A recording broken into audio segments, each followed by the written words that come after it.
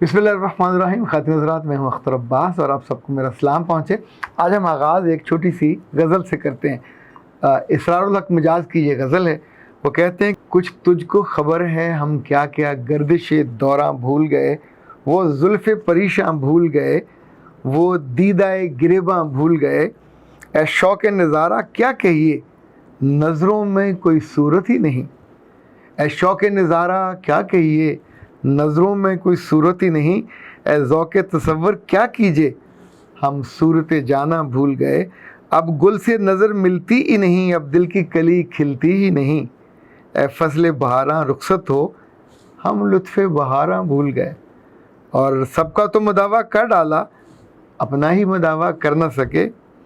सबके तो गिरबां सी डाले, अपना ही गिरबां भूल गए। ये पुराने शोरा भी खूब थे, कहाँ की कोड़ी कहाँ जाके मिलाते थे, और आप हैरत से उन शेरों के लुत्फ़ का, उनके लफ्ज़ों का मज़ा लेते थे। अच्छा, इसी तौर पे जो पुराने दानिश्वर थे, इनको अहले इल्म और अहले फ़िक्र कहा जाता था, क्योंकि अब हम उनको पढ़ते नहीं हैं, हमें उनकी बसीरत का भी अंदाज़ा नहीं होता। शेख सादी शिराज़ी अलैहि रहमा बड़े कमाल बुज़ुर्ग थे और राइटर भी कमाल थे। उन्होंने गुलिस्तान बोस्तान लिखी है। हर घर में ये किताब होनी चाहिए, अपने बच्चों को ज़रूर पढ़ाना चाहिए। उन्होंने एक बादशाह का किस्सा लिखा कि वो जा रहा था अपने घोड़े पर, घोड़ा मुँह ज़ोर था, तो उसने एक जगह बिदका यानी अपनी मर्ज़ी की और ज़ोर से उछला, तो बादशाह मुँह के बल नीचे गिरा। उसकी जो मोहरे थे कमर के, ये हिल गए। मरा नहीं, लेकिन मरो जैसा हो गया।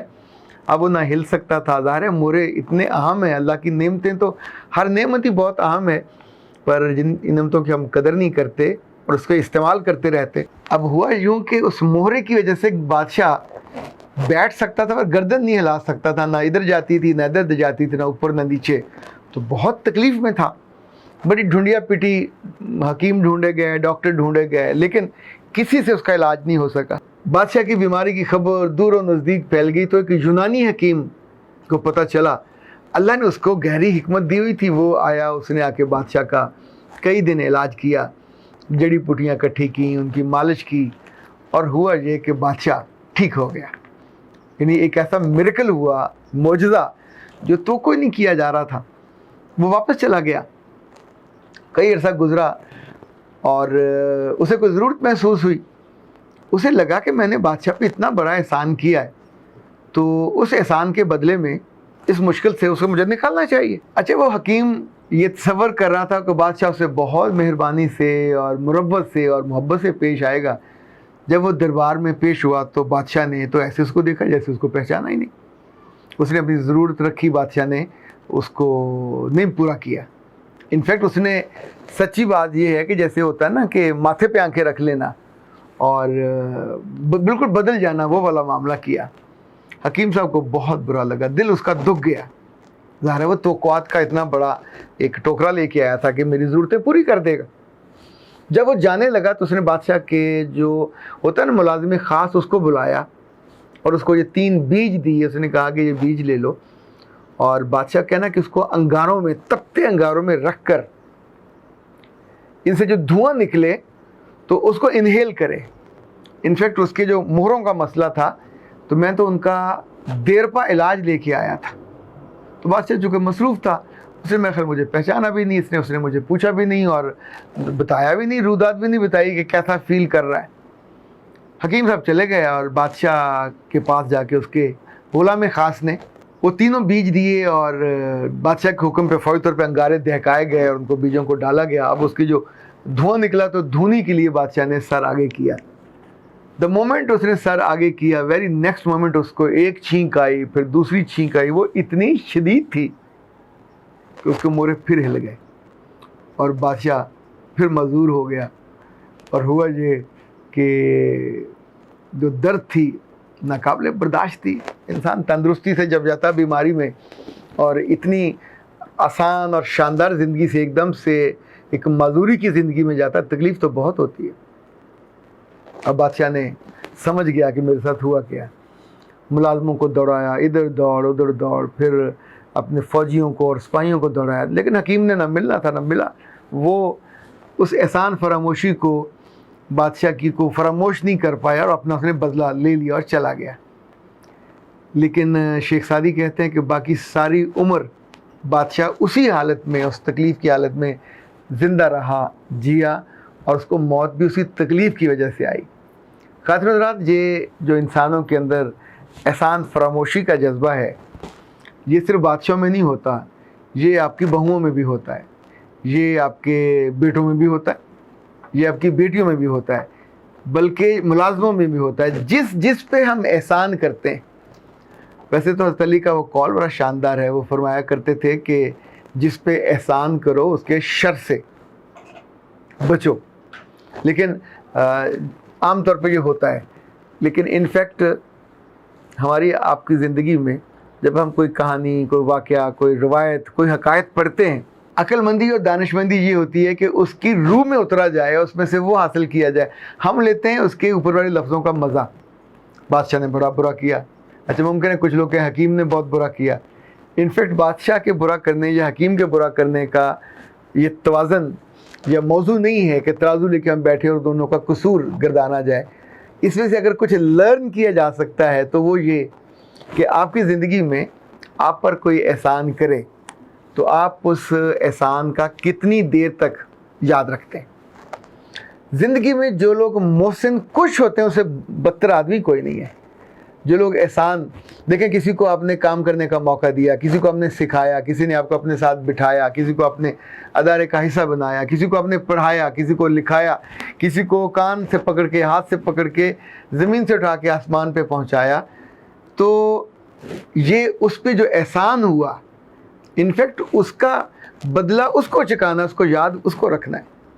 پچھلے دنوں میں ایک کلائنٹ میرے پاس آئے تو انہوں نے بتایا کہ ان کا بیٹا پڑھتا ہے ٹرسٹ اسکول میں. تو میں نے ان سے کہا کہ آپ جانتے ہو ٹرسٹ اسکول کس نے بنایا؟ تو انہوں نے کہا نہیں. پھر میں نے انہیں بتایا کہ پنجاب کے سابق آئی جی تھے چودھری سردار، اور ایک ان کے محسن کے بیٹے تھے طاہر سلطان.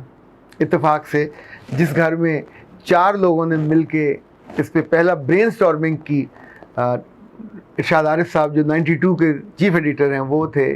اتفاق سے میں بھی ان میں شامل تھا. پھر 5ویں جب یہ میٹنگ مکمل ہو چکی تو اس وقت کے ڈی پی آئی کالجز مختار چوہدری صاحب تشریف لائے. تو وہاں پہلی دفعہ مجھے پتہ چلا کہ چودھری سردار جو پنجاب پولیس کے آئی جی رہے تھے، انہوں نے صرف ایک احسان کا بدلہ اتارنے کے لیے اتنا بڑا کام کیا. یعنی ہی واز سو پور کہ ہی واز انیبل ٹو، کسی جگہ داخلہ بھی نہیں لے سکتے تھے. تو ایک محسن نے ان کا داخلہ کرایا، ان کو پڑھایا، کالج تک پہنچایا، یونیورسٹی تک پہنچایا. انہوں نے پھر گریجویشن لاہور کالج سے کی، گوڑا گلی میں پڑھے، اور جب پولیس میں آ گئے ایس پی بنے، ایس ایس پی بنے، یہ سب مراحل طے کیے. تو ان کے محسن نے انہیں کہا تھا کہ تمہیں کبھی بدلہ چکانے کا خیال آئے تو پھر اپنے جیسے لوگوں کے بچوں کو ایسا ہی بدلہ دینا.